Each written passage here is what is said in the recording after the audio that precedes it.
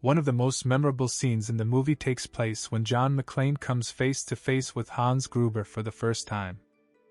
But at that moment, McClane still does not know that the man standing in front of him is the mastermind behind the takeover of Nakatomi Plaza. Gruber introduces himself as an ordinary hostage named Bill Clay and does such a convincing job of pretending to be a helpless American that his true identity almost goes unnoticed. However, McClane quickly realizes that the man in front of him is not who he claims to be. For a long time, viewers could only speculate about exactly how the cop managed to identify one of the most dangerous men in the building. In the original version of the story, there was an additional plotline. When Gruber and his men arrived at Nakatomi Plaza, they were supposed to synchronize their watches. The audience would then see that all 12 terrorists were wearing identical Tag Heuer watches.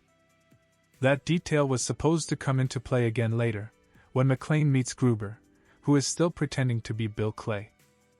In a longer version of the scene, McClane would notice the watch on Gruber's wrist and realize that the man standing in front of him was one of the terrorists.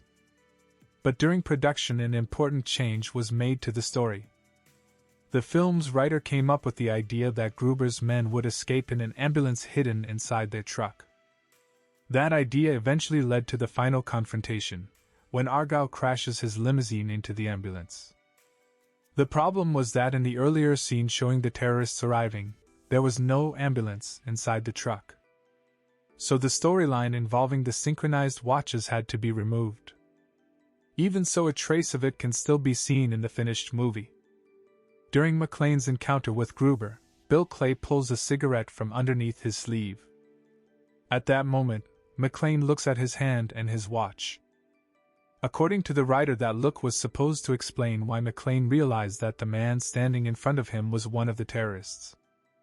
So John McClane may not have uncovered Hans Gruber because of a lucky guess or simply because of his instincts as a cop.